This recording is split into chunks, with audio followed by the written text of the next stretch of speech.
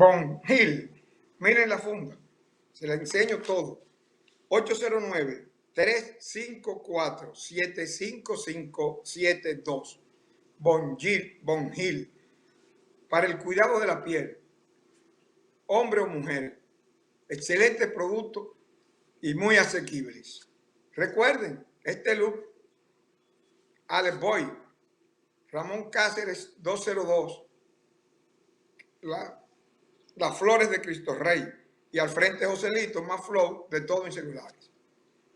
Gracias, ahí estoy con ustedes otra vez. Fíjense algo, anoche nuestro presidente del cambio real, el cambio que llegó para quedarse, intronizarse e institucionalizar el país, que la sociedad nuestra sepa que tenemos instituciones fuertes, sólidas, que respetan la Constitución y son sagradas.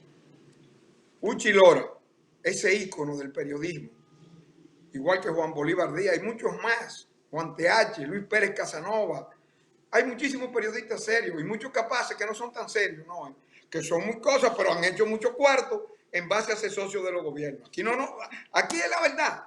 Hay un grupito, pero hay otros que son y vuelven y van, pero hay unos que son unos piratas, unos saqueadores, igual que sus socios PLDistas. Y el gobierno que tuvimos, los desastrosos gobiernos que lo destruyeron y lo pudrieron todo. Qué bueno que hay una Procuraduría independiente, que el cambio cada día hará un país con una justicia y una Procuraduría independiente al servicio de la ciudadanía. Señores, nos place dejarnos con esas amplias declaraciones, como él mismo reconoce que le gusta hablar de nuestro presidente del cambio, Luis Abinader.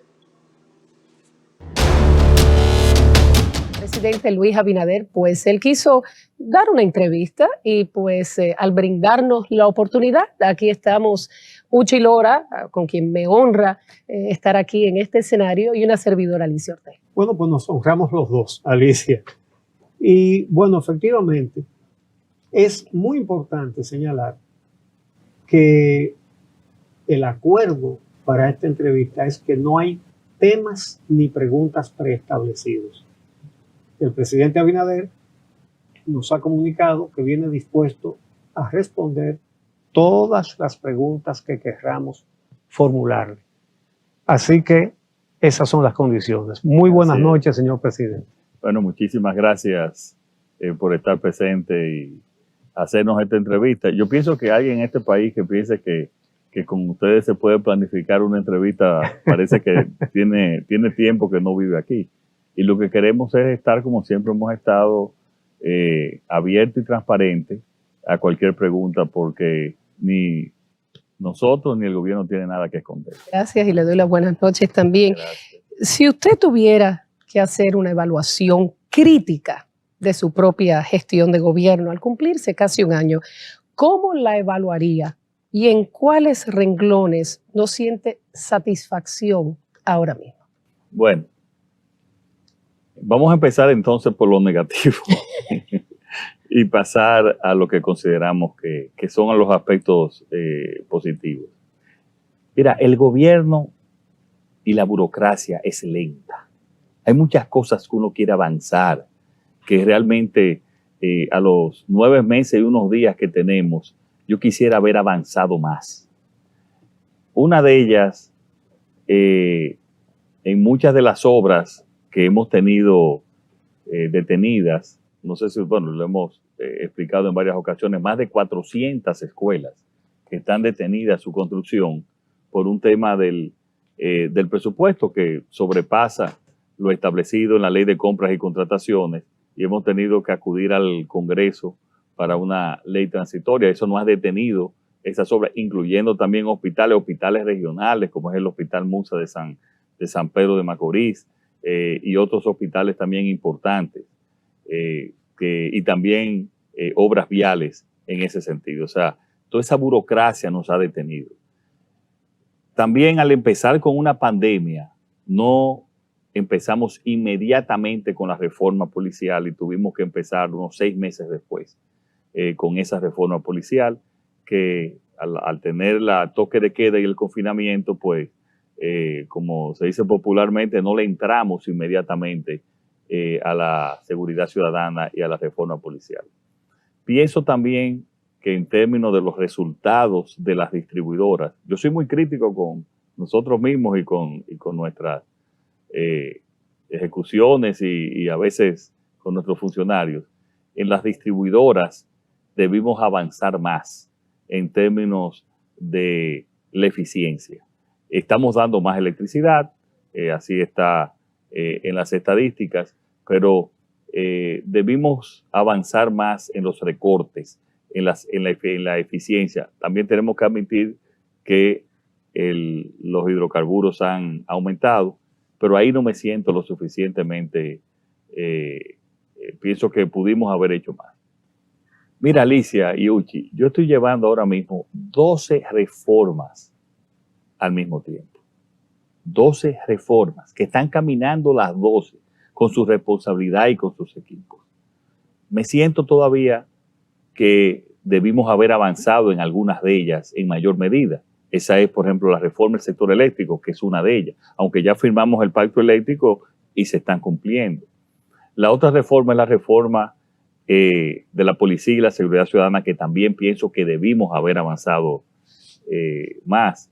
Otra de las reformas es la reforma a la ley de seguridad social, que ya en el día de ayer pues lo anunciamos, un pacto con tripartito para trabajar y creo que se va a avanzar bastante para, como dice la misma ley de seguridad social, hacer las modificaciones del lugar. Tenemos también la reforma en términos de la transparencia y la independencia de la justicia, que si bien lo hemos realizado de hecho en términos de un ministerio público independiente, es un tema pendiente para blindar realmente en el país un ministerio público independiente y una justicia que realmente no sea totalmente apolítica, apartidista y honesta. Estamos también llevando una reforma en todo lo que tiene que ver con la modernización del Estado. Ahí también debemos avanzar, siento que debemos avanzar más. Hemos avanzado y ahora en junio incluso vamos a inaugurar en aduanas 24 horas, el sistema de 24 horas, o sea que un furgón saldrá en 24 horas. Pero también en términos que llama burocracia cero, todavía está en el Congreso, estamos presionando para poder avanzar en mayor medida. Otra de las reformas que tenemos pendiente es en términos de el servicio exterior, que también hemos avanzado, y lo que tiene que ver también en nuestra relación con Haití. Es una reforma importante que estamos haciendo. Otra reforma es la transformación digital, que también ya está lista, pero tenemos que pensar también aplicarla. Otra de las reformas que tenemos es la reforma fiscal también, que es algo que primero va a ir con un consenso. Nosotros la vamos a llevar de toda la sociedad y estamos ya trabajando también en esa reforma fiscal. Bueno, ya mencioné la seguridad social también, pero la reforma del sistema de salud.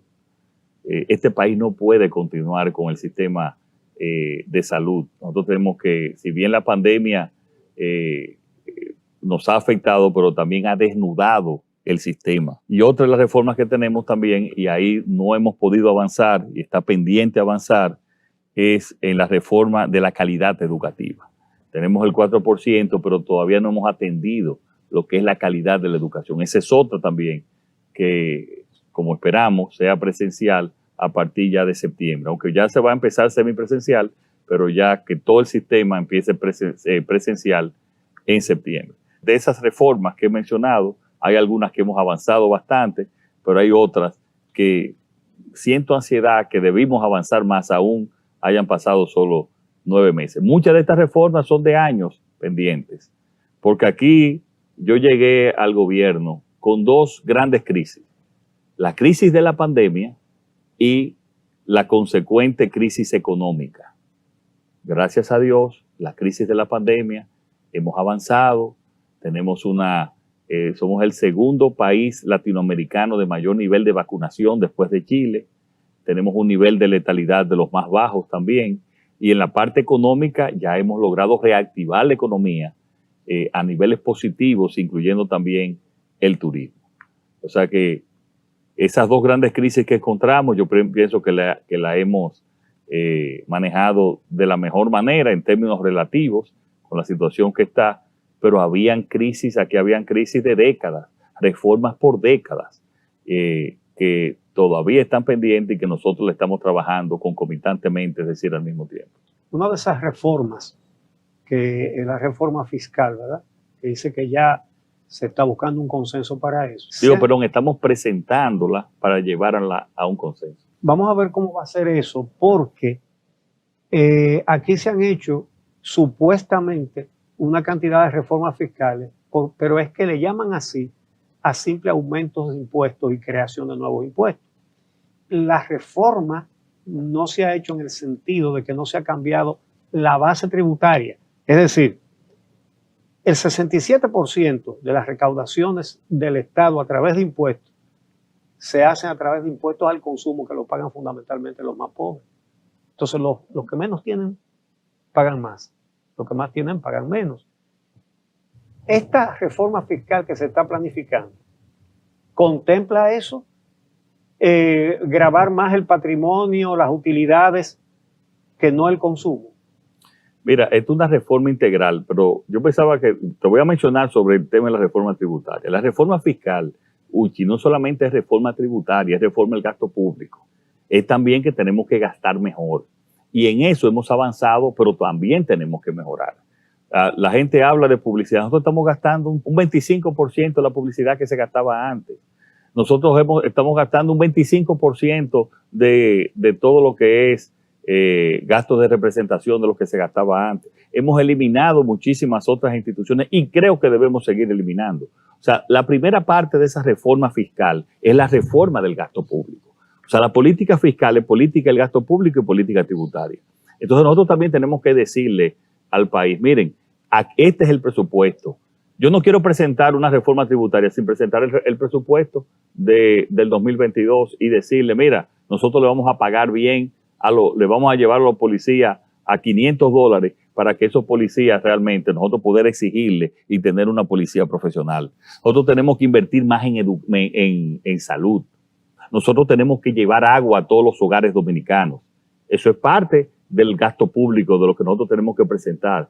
Entonces, al mismo tiempo decir, bueno, ¿y de dónde lo vamos a sacar? Lo vamos a sacar de aquí. Y yo creo que sí. Yo creo, por ejemplo, que hay exenciones que nosotros tenemos que eliminar, que ya cumplieron su medida y que tenemos nosotros que eliminar. Y también hay impuestos que tenemos que eliminarlos y hay otros que tenemos que disminuirlos y también extender la base, porque uno de los problemas también es la informalidad, Uchi. El 56% de la población dominicana no paga impuestos. O sea, es un tema que tenemos que presentar. Ahora, ¿en qué vamos a gastar? Es tan importante que cómo vamos a recaudar. Obviamente, esto no es para aplicarlo en este año. No hay condiciones ahora mismo para aplicar una reforma fiscal. Eso es ya estar de acuerdo con la reforma fiscal para ver cuándo es el mejor momento para implementarlo. ¿No le preocupa lo de Colombia?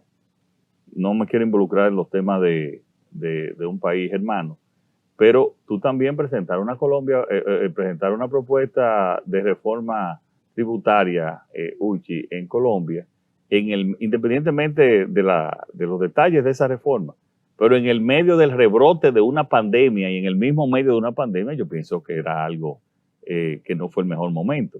Yo lo que creo es que aquí hay que discutirlo. Si discutimos los temas, y cada país es diferente, y este país no es Colombia, hay que discutir los temas. Ahora bien, mira, Uchi, para mí es muy fácil yo empujar y endeudarme más. Eso es fácil, ¿eh? Eso es lo que han hecho en el pasado. Sí, ¿por qué? ¿O reforma fiscal o más endeudamiento? O más endeudamiento, eso es lo más fácil, porque nosotros tenemos una de las presiones fiscales. Nosotros somos el país de menor presión fiscal, el penúltimo en menor presión fiscal después de Guatemala. O sea, es decir, que somos los que recaudamos menos en relación con el Producto Bruto Interno. Eso tiene que ver también con una gran parte de las exenciones fiscales que nosotros tenemos. Y eso, según lo dicen todos los organismos multilaterales. Entonces, eso hay que presentárselo al país y discutirlo con el país, discutirlo con las fuerzas sociales de la República Dominicana, como lo hemos hecho todo y como lo hemos discutido todo, como este es un gobierno que consulta, un gobierno que escucha, un gobierno que también va a estar y transparente en todas las decisiones que vamos a hacer. Entonces, ante el endeudamiento o una reforma fiscal, ¿usted prefiere la reforma fiscal? No, yo he dicho, lo que digo, Alicia, aquí es que lo que se ha hecho en los últimos años es muy fácil políticamente, que es endeudar. Mira, nosotros hemos, en términos de las proyecciones que teníamos al 30 de abril, los ingresos van un 24% por encima de las proyecciones. En términos, o sea, estamos haciendo una buena administración tributaria. Entonces, lo que te repito es que es muy fácil, y lo más fácil políticamente para cualquier presidente es ir empujando, ir endeudándose, como ha pasado en los últimos años aquí. Eso es fácil. Ahora, ¿hasta qué momento tenemos la sostenibilidad financiera del país? Y entonces eso es lo que un estadista tiene que evaluar. Uno de los mayores problemas fiscales, si no el mayor, de los dominicanos son precisamente las pérdidas del sector eléctrico. Usted brevemente habló de la reforma del sector eléctrico con un subsidio de 1.200 millones de dólares el año pasado, en 2020, aunque su gobierno ha proyectado que pueden reducirlo en unos 300 millones de dólares para este año. Algunos estiman que por qué no resolver de una vez por todas esa problemática antes de pensar en una reforma. Yo creo que sí, pero solamente resolviendo el sector eléctrico no se resuelve todo, pero pienso que sí, o sea, pienso que el sector eléctrico, fíjate que yo hablé de la reforma del sector eléctrico, no podemos seguir con un subsidio de 900 millones de dólares al sector eléctrico, que es lo presupuestado en este año. Estoy totalmente de acuerdo, yo pienso que vienen reformas. Estas reformas vienen por los ingresos y también por los gastos, y ese es un gasto. A propósito de electricidad. Pero también, perdón, Uchi, es un balance entre tener mucho mayor eficiencia también en la administración de las sedes, que todos los gobiernos han sido bastante ineficientes. Y te lo digo, cuando tú me preguntaste cuál era una de las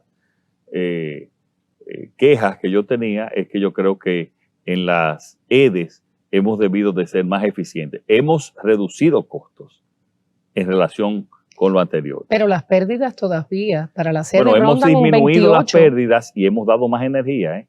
Se ha dado más energía. Pero rondan un 28% todavía, sí, y por lo menos una de las EDES está en 34%. Sí, que es mucho, pero tampoco, Alicia, entramos en una pandemia con muchísimos problemas que hemos tenido que ser también en cierta manera suave en términos de los cobros, porque miren, a mí me ha tocado todo. Me tocó una pandemia con su consecuente crisis económica, con un enorme deseo justificado de transparencia en la República Dominicana, con un sistema de salud que necesitaba cambio, con un sistema eléctrico que necesitaba cambio, con una policía que necesitaba reforma. O sea, fue todo acumulado que me ha tocado. Y yo lo asumo, esa responsabilidad. Y seguiré trabajando en todas esas reformas. Pero y el país va bien dentro de todas estas circunstancias. O sea, hay optimismo. Somos el único país que los organismos crediticios no le bajaron el rating en temas de la deuda. O sea, que la gente está, y los organismos internacionales y evaluadores de crédito están viendo las acciones que nosotros estamos tomando. A propósito del sector eléctrico, el ministro de Energía y Minas dijo que Punta Catalina, la planta de Punta Catalina, podría ir a un fideicomiso. ¿Terminará en manos del sector privado? Puede ser un fideicomiso público. Es más, debería de ir a un fideicomiso público que para poder pagar también una serie de compromisos que tiene. Que vaya al fideicomiso, hay fideicomiso público y fideicomiso público-privado. Eso todavía el gobierno no lo ha determinado. Pero sí pienso que es favorable que vaya a un fideicomiso público.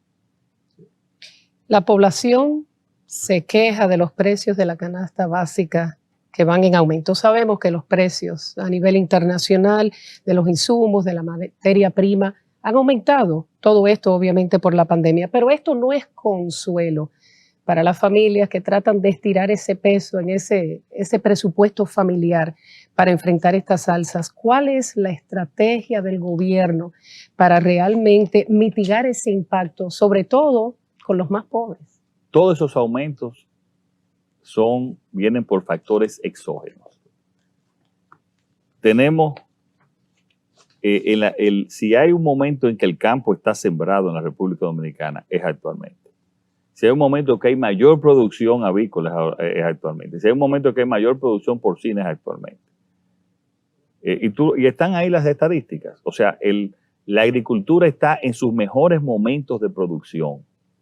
Ahora bien, la urea, que es una de las materias primas para producir el fertilizante, se ha duplicado. El maíz se ha duplicado. Igualmente la soya. O sea, fíjate, no sé si han visto en la prensa que en Estados Unidos, en Argentina, están los mayores precios de las últimas décadas. O sea, es un fenómeno mundial. Y nosotros no escapamos a ese fenómeno mundial. Fíjate algo. Es muy fácil nosotros bajar los precios. Bueno, vamos a importar pollo, pero el pollo está más caro importarlo. Por eso, ¿qué puede hacer el gobierno para mitigar nosotros lo que estamos haciendo es, por ejemplo, en el caso del maíz, estamos financiando para sembrar maíz en el país. En el caso también de sorgo, estamos financiando para sembrar sorgo en el país. Claro, eso no es de un momento a otro. Imagínate, para sembrar la cantidad de maíz que requiere la industria avícola, tú tendrías que sembrar 3 millones de tareas de maíz. O sea, no es fácil. Nosotros estamos trabajando en esa parte. Hemos hablado con todos tanto con los sectores agroindustriales para decirle que no aumenten en la misma proporción. Le hemos dado subsidio directo, por ejemplo, en el caso del pan. Tengo que decir que en el sector avícola han resistido y no han subido en la proporción que debieron haber aumentado. Y asimismo también lo hemos hecho en el caso también con las industrias en cuanto al aceite comestible. No hay una semana que nosotros no nos reunamos con los productores, porque todo esto es por la distorsión de la pandemia. En este momento el consumo es mayor que la producción. Parece que en los próximos meses, empezando en septiembre, va a haber ya empezar a una especie de estabilización. Ahora, lo que sí nosotros tenemos que hacer y que ver en los próximos meses, Alicia y Uchi, es también un aumento del sueldo mínimo, como una parte de las compensaciones que vayan en la misma proporción a la inflación. Y de esa manera recuperar el poder de compra que se ha perdido. Pero al mismo tiempo, en cuanto a los sectores, nosotros empezamos en sectores más populares y marginales. Nosotros ahora empezamos con el programa Supérate. Previo a COVID, para que ustedes tengan una idea, se les daba 860 pesos a un poco más de 800,000 personas. Nosotros con el programa Supérate le vamos a dar el doble, o sea, 1,650 pesos, según el SUBEN, a los de nivel económico más bajo del país, y se le va a dar a 1,300,000 personas. Para también nosotros, y esos programas sociales que nosotros hemos llevado, hemos logrado que aún con la pandemia, la pobreza solamente aumente en un 2%. Y yo espero a final de este año de que llevar a la misma pobreza que teníamos, el mismo nivel de pobreza que teníamos antes de la pandemia, con todas esas políticas sociales también que estamos haciendo. ¿Qué hemos hecho también? Le hemos dado 2,150,000 seguros SENASA básico a esa cantidad de personas.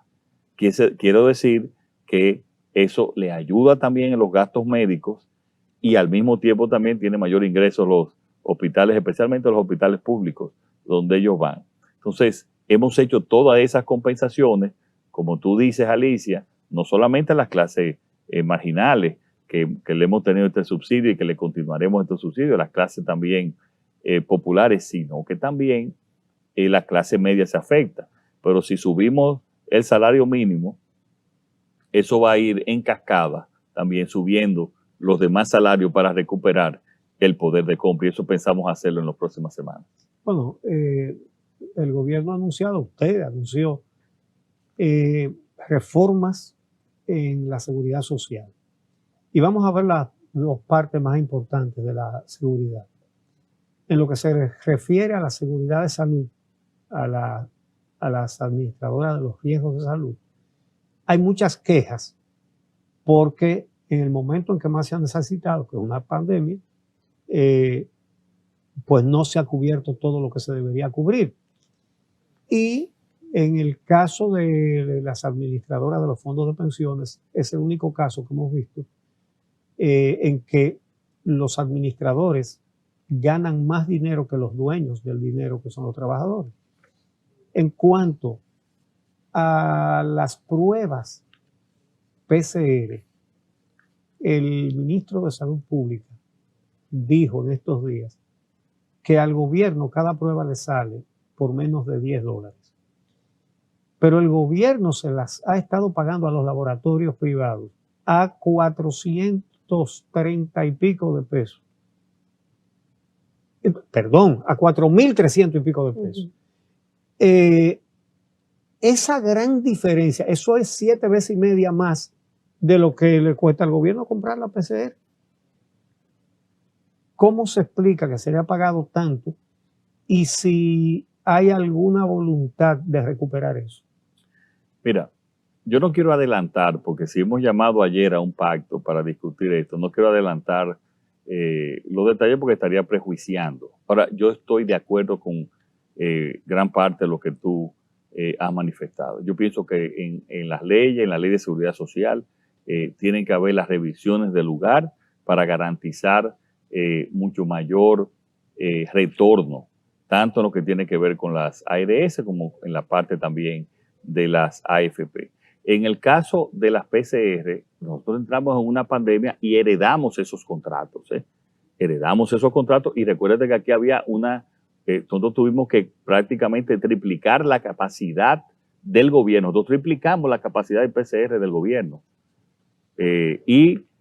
Por eso, y cuando se habla de que las PCR estaban caras, pero la PCR, todo lo que es la PCR del gobierno y el Laboratorio Nacional son gratuitas y le hemos continuado siendo gratuitas. La tiene que comprar y es a ese bueno, precio y hay también. Otra gente sí también, bueno, pero también el gobierno también le ha subsidiado la parte del sector privado. Y hay una deuda que estamos negociando y la razón por la cual no se ha pagado esa deuda es porque estamos negociando esa deuda con los laboratorios para buscar una suma que sea lo más justo posible, pero eran precios que se establecieron previo a nuestra administración en los momentos de la pandemia. Vamos a quedarnos con el tema del COVID porque la ocupación en cuidados intensivos se ha duplicado en un mes, elevándose 25 puntos porcentuales. 4 de 7 hospitales o 4 de 6 hospitales en el Gran Santo Domingo operando al 100% en camas y también en UCI. ¿Cuáles medidas tomará el gobierno para frenar lo que está ocurriendo en estos momentos, esta escalada de casos? Bueno, le estamos tomando y estamos insistiendo también en los distanciamientos, pero hay que aclarar también algo, Alicia. Tanto el sector privado como el sector público habían reducido las camas UCI. Entonces ahora estamos volviendo a aumentar, pidiéndole al sector privado, las clínicas privadas, que aumenten las camas UCI, y en el caso del sector público le estamos aumentando. El pasado lunes, en el cual nosotros inauguramos el hospital Luis Eduardo Aybar, ahí ya establecimos y estamos aumentando en más de 70 las camas UCI para el Gran Santo Domingo. Porque quiero decirte que ese aumento es básicamente en el Gran Santo Domingo y en la provincia de Barahona. Después, yo estuve el fin de semana en Salcedo y me decían, aquí no hay COVID. En Santiago se mantiene también el nivel. En las zonas turísticas prácticamente también no ha habido aumento. O sea, es en el Gran Santo Domingo y se están tomando las medidas del lugar dentro de las medidas de salud. Claro, volver a restricciones es muy difícil. Es muy difícil, sería solamente en situaciones muy extremas que yo creo que hasta el momento nosotros podemos controlar. básicamente es aumentar las camas y también que los pacientes ya contagiados con COVID que vayan, y así se está haciendo un programa de llamadas, inmediatamente pues reciben y tienen informe de que están positivos, de que asistan a los médicos y no esperar a una gravedad para llevarlo. Entonces ahí en esa manera tienen que ir a los hospitales, o sea, hacer un tratamiento intermedio. Y hay toda una equipo del Ministerio de Salud coordinado con los laboratorios desde que sale una persona infectado, llamándolo para pedirle que asuma el tratamiento, en muchos casos enviándole el tratamiento para evitar que sea hospitalizado. Y también pedirle a la población, Alicia, de que acuda, que tenemos vacunas, que acudan a vacunarse. Cada vez más que más se vacunan, pues va disminuyendo la posibilidad de mayor contagio. A propósito de eso, el gobierno ha contratado ya 32.886.000 dosis. Somos 11 millones de habitantes, no se va a vacunar todo el mundo. ¿Qué se piensa hacer con las vacunas que sobren? Que no van a ser pocas.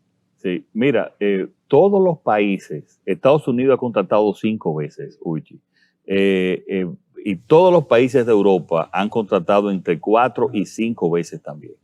Nosotros no podemos depender, porque ya tuvimos un fracaso, no podemos depender de una sola fuente. Tenemos que asegurar las vacunas a los dominicanos y a las dominicanas. Eso se está haciendo con total transparencia y comprando directamente a los laboratorios y al sistema también COVAX. En el caso de Pfizer, los médicos piensan que hay personas que se pueden vacunar con Pfizer, que no se vacunarían, que no se vacunan con otras vacunas, y también, y es favorable tener esa combinación de vacunas como lo tiene Estados Unidos y como lo tienen otros países. Ahora bien, en el caso de Pfizer, no se ha pagado un centavo, y se va a pagar en la medida en que vengan al país. Eso es bueno aclararlo. En la medida en que ellos envíen vacunas, nosotros lo pagamos, las vacunas. En el caso de AstraZeneca, que es la que nos ha quedado mal, porque con Pfizer no le hemos dado un solo centavo, ellos nos deben a nosotros 2 millones de vacunas, que lo pagó el sector privado, quiero decir, no lo pagó tampoco el sector público. Entonces, el gobierno no le ha pagado 8 millones de dólares. Sí, 8 millones de dólares. O sea, el gobierno no le ha pagado un centavo ni a Pfizer ni tampoco a AstraZeneca. Solamente le ha pagado porque lo han respondido a la compañía Sinovac, como ustedes conocen. Entonces, eso es, pero nosotros lo que tenemos que garantizar, uno no sabe lo que pueda pasar con cualquiera de estos laboratorios. Exacto. Y yo no puedo depender de un solo laboratorio, como el caso de Sinovac, que nos ha, y le agradecemos muchísimo, nos ha cumplido, pero puede pasar cualquier situación. Pero lo pregunto porque algunos médicos ya están diciendo que se pudieran usar para una tercera dosis que reforzaría. Eso lo han informado en el Gabinete de Salud también, que una tercera dosis, incluso combinada con otra vacuna, de otra vacuna, está siendo para las otras cepas y las mutaciones que hay, podría ser muy beneficiosa. Refuerzo. Exacto, esa es una de las razones también que el Gabinete de Salud ha querido contratar con Pfizer. Además, también es bueno saber que Pfizer es el único laboratorio que ha aprobado para vacunas en niños. Sí, de 12 a 15 está autorizada años. Está autorizada, 15. es la única de todas las vacunas. Entonces también dentro de esas vacunas, nosotros pensamos utilizar también las vacunas para los niños. Vamos a pasar al plano de la justicia. Las declaraciones del mayor Girón Jiménez en el caso Coral, quien dijo que la corrupción en los cuerpos militares y policiales sigue ocurriendo actualmente, nos lleva a preguntarle, como comandante en jefe de las Fuerzas Armadas, ¿qué medidas concretas ha tomado para investigar y detener estos hechos que narró el mayor Girón? Bueno, lo primero es que nosotros no tenemos constancia de que eso haya seguido ocurriendo. Y también ya la Procuraduría, la Contraloría General de la República, estos mismos, tanto el Ministerio de las Fuerzas Armadas como el CUSEP, le han solicitado auditorías a la Contraloría General de la República, que ya sí tiene capacidad de Contraloría. Entonces, se está procediendo a la auditoría de esta gestión para confirmar que esa situación no ha continuado. ¿Usted se la pidió a Contraloría? Lo pidieron los mismos cuerpos. Tanto el CUSEP lo pidió como lo pidió el Ministerio de Defensa. Cuando escuchó esas declaraciones de que eso estaba ocurriendo actualmente, ¿cuál fue su reacción? Bueno, fueron declaraciones, él no dio exactamente dónde estaban ocurriendo. Mira, Alicia, ahí en las Fuerzas Armadas, en cualquier lugar, yo estoy atento a que se utilicen de la manera adecuada todos los recursos públicos. Todos los días yo dedico varias horas a cuidar, a llamar, a investigar, a que vayan a hacer auditorías, a ver algunas denuncias, a determinarlas, de que los recursos del gobierno se estén utilizando de manera adecuada. Es más, yo le digo algo. El que comete en este gobierno un acto de corrupción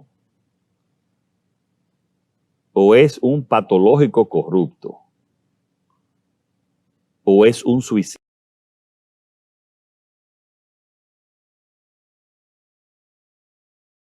que comete un acto de corrupción, no importa el nivel, no importa quién sea, va a ser sustituido y, si lo requieren las circunstancias, sometido también.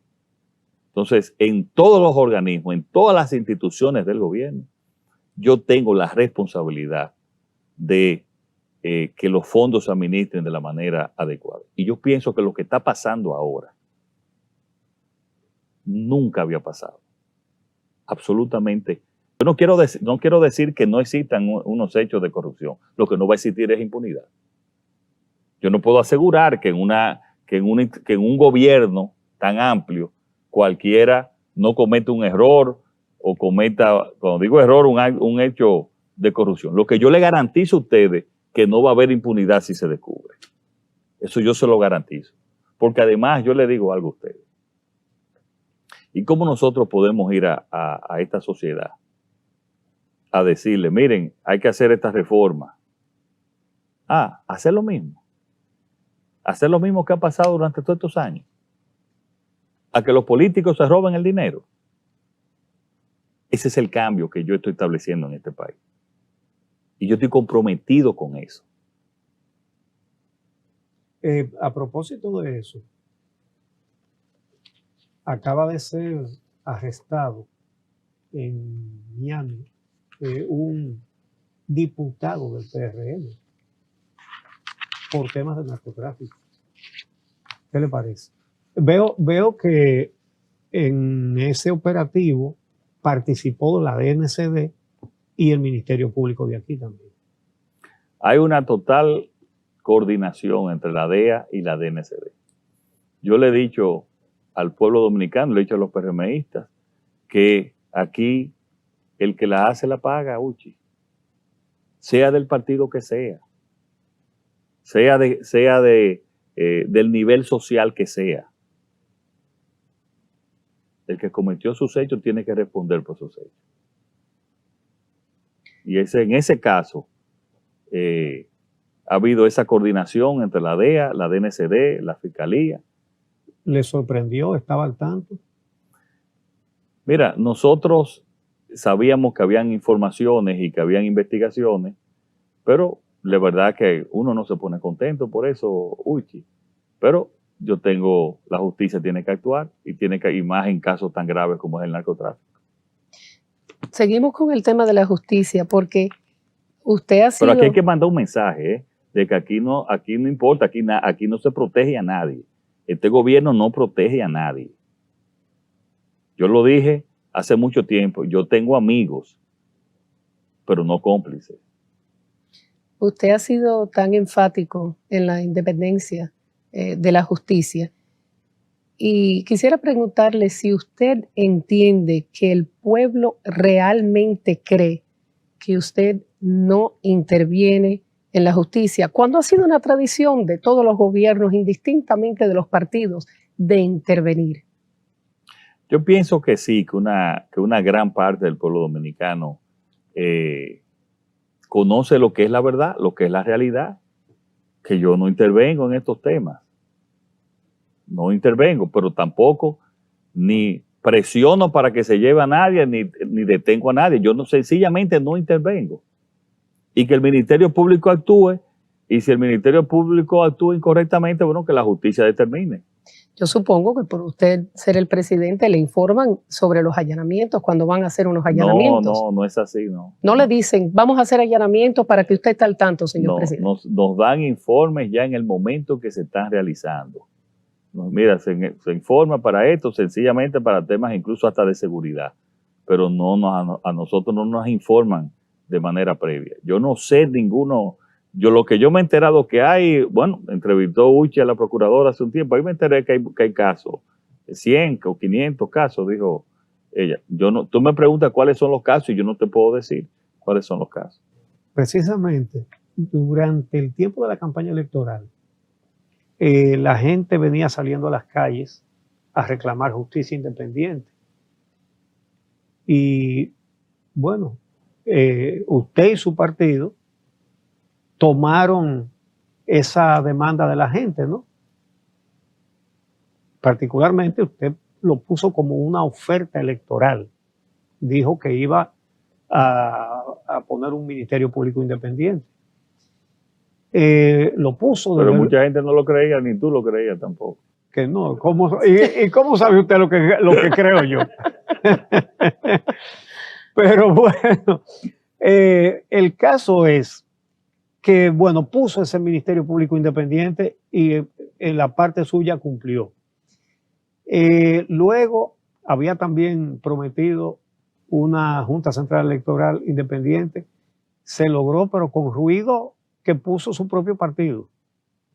En la Cámara de Cuentas fue todavía más difícil. Se logró también, pero se trató de meter políticos en eso. Y por otro lado, compras y contrataciones también. Todas esas acciones que yo creo que la gente va a lograr. Pero en compras y contrataciones ya es una decisión directa del presidente. Sí. Y nosotros lo que queríamos buscar era una persona capaz e independiente y que no fuera partidista. Y yo creo que ha hecho una gran labor. Sí, ahora, esas otras entidades. Pero además los jueces seleccionados en el Tribunal Constitucional también fueron apartidistas. Sí, así es. Y van a venir ahora el Tribunal Superior Electoral y van a ser apartidistas también. Por lo menos eso lo va a hacer lo que nosotros vamos a presionar. Bueno, pues mañana puede ser presidente Píndaro de la Cruz o cualquier otro. Y poner a sus amigos o sus compañeros o sus socios como procuradores, Cámara de Cuentas y todas esas cosas. Usted ha dicho que quiere constitucionalizar esas medidas.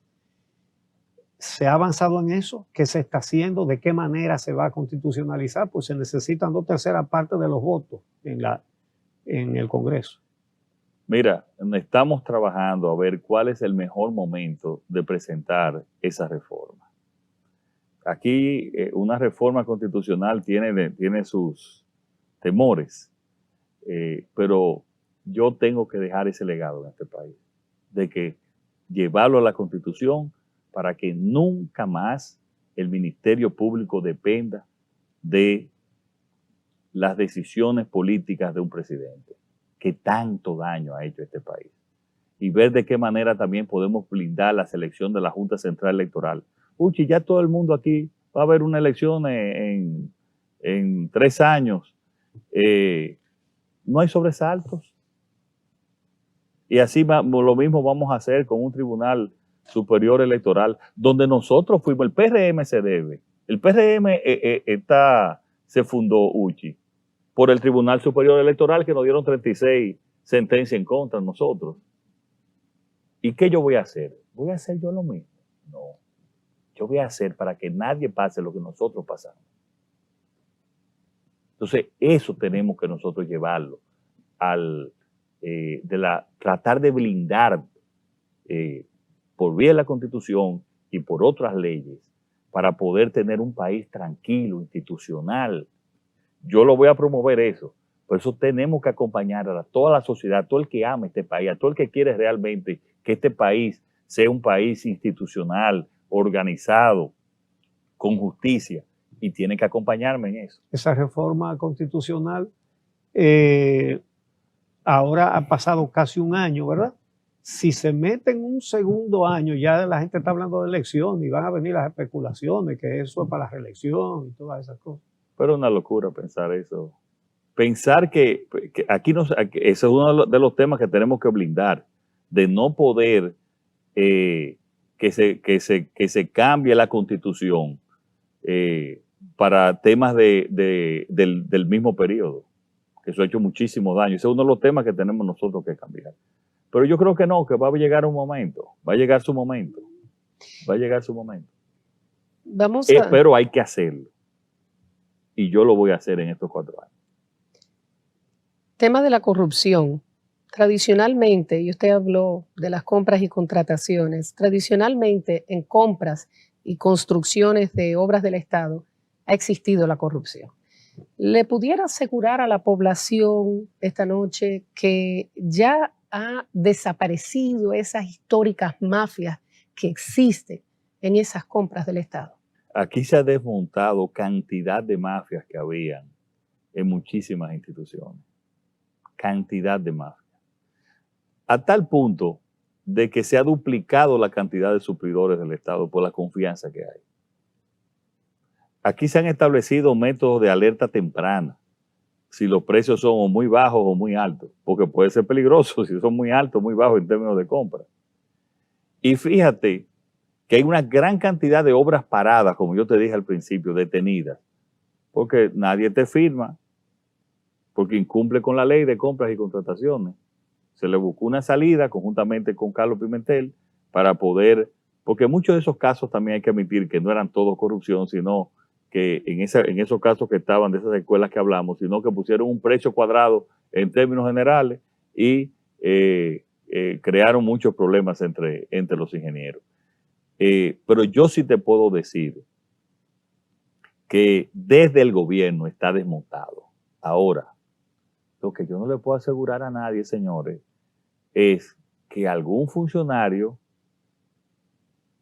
actuando con las calificaciones que dije anteriormente, actúe en ese sentido. Lo que yo le puedo asegurar es que va a tener serias consecuencias desde el gobierno. ¿Cómo aseguramos que no ahora, porque todavía tienen miedo, pero en 3 años, que se enquistan? 3 años va a ser peor, Alicia, para ellos hacerlo. ¿Por qué? La Contraloría no controlaba nada. Ahora hay un proyecto de ley que estamos sometiendo, pero ya lo que va en el proyecto de ley lo estamos aplicando como asesores. Y en la Contraloría tú tienes va a tener un subdirector de prevención de fraude, un subdirector de auditoría que me va a hacer auditoría cada 6 meses a todas las instituciones públicas. Pero además tú vas a tener una verdadera Cámara de Cuentas.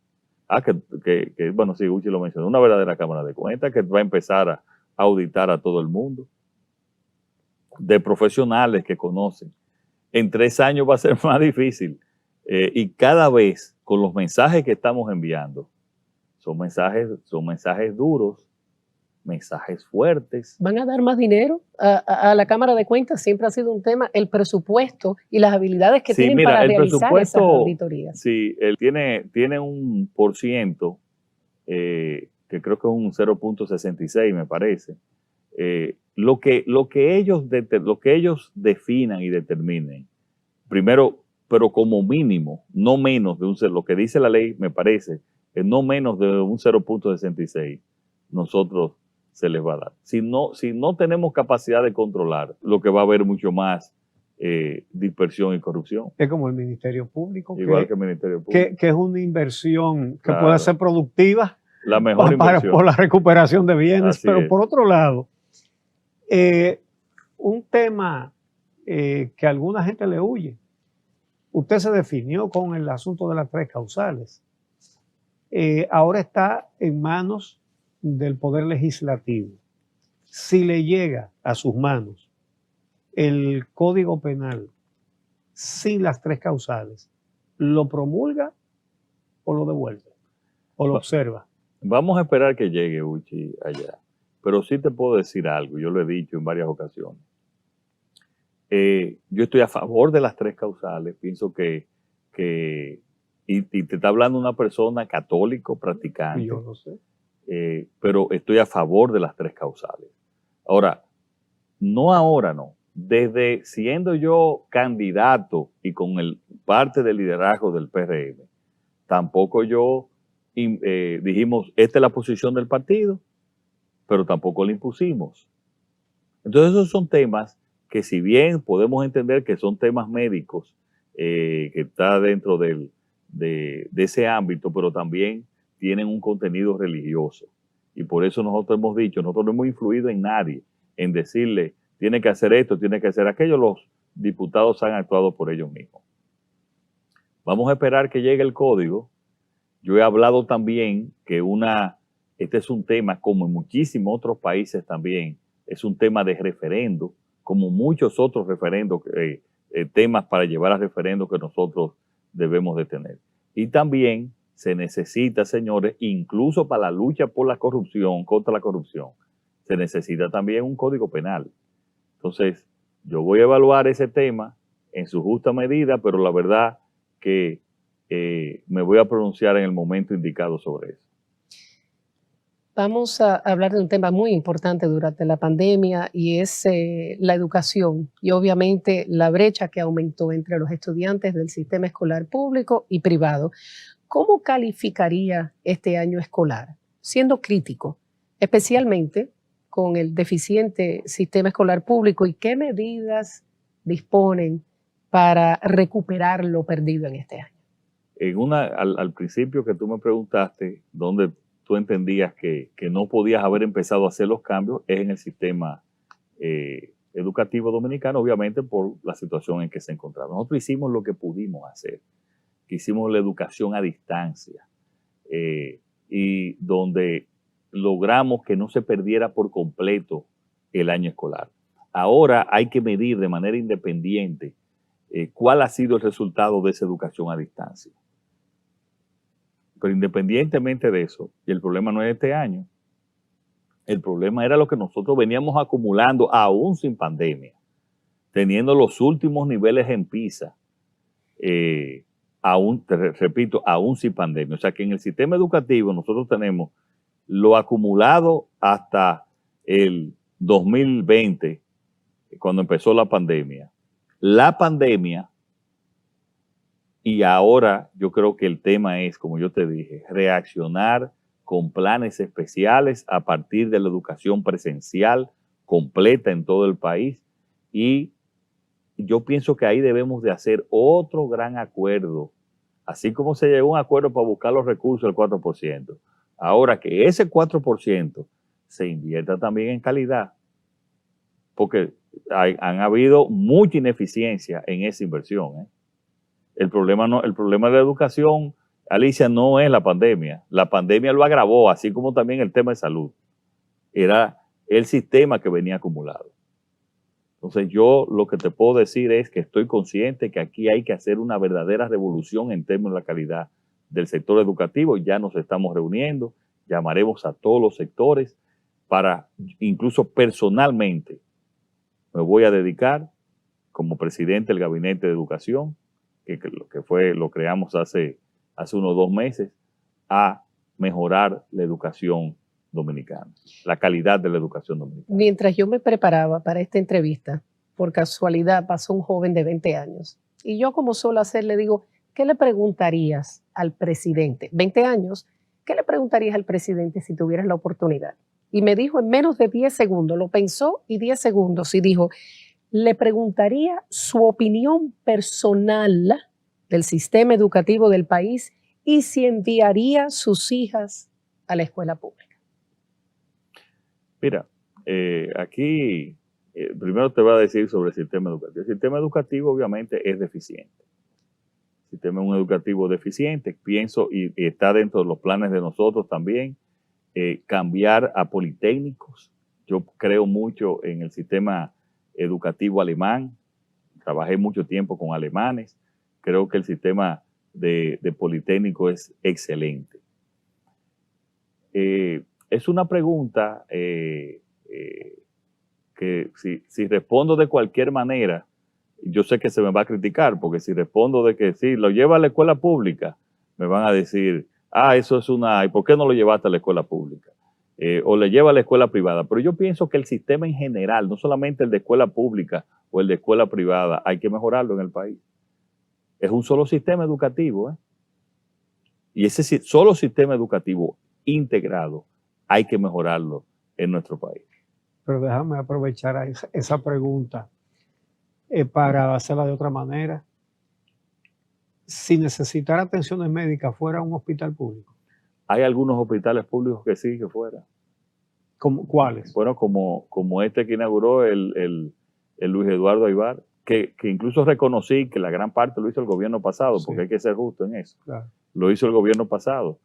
Pero hay otras que funcionan como un ONG, el que hizo el Centro de Diabetes, Obesidad y Endocrinología, que está funcionando como una ONG, que lo hizo la familia Vicini, ese es de primer nivel. Pero también te puedo decir en Secanot, donde está el doctor José Joaquín Puello, que ahora preside también el Luis Eduardo Aybar. En el Secanot perfectamente puedo ir. Y quiero decirte que las condiciones en que hemos puesto el Cabral Ibáez de Santiago,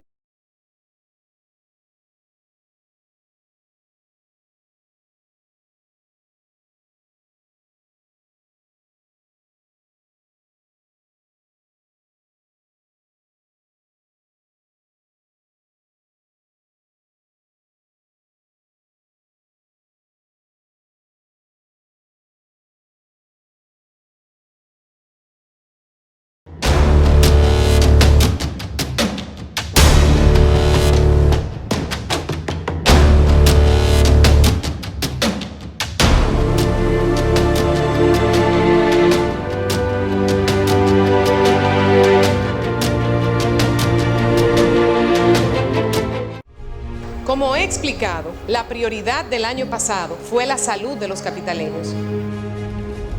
Mi compromiso y mi prioridad este año son las obras. Este año verán a una alcaldesa enfocada en las obras para nuestro Santo Domingo. Quiero anunciar la creación de la Unidad Ejecutora Proyecto Duarte con París. La otra gran noticia que tengo para nuestra amada ciudad es que daremos inicio al proyecto para la ejecución de la segunda etapa del malecón.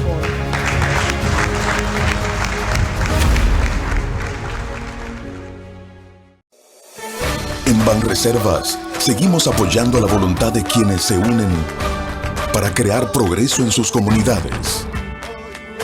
A través de Prospera Banreservas, llevamos 20 años impulsando a decenas de empresas que traen prosperidad a miles de familias, a la vez que sembramos un mejor futuro.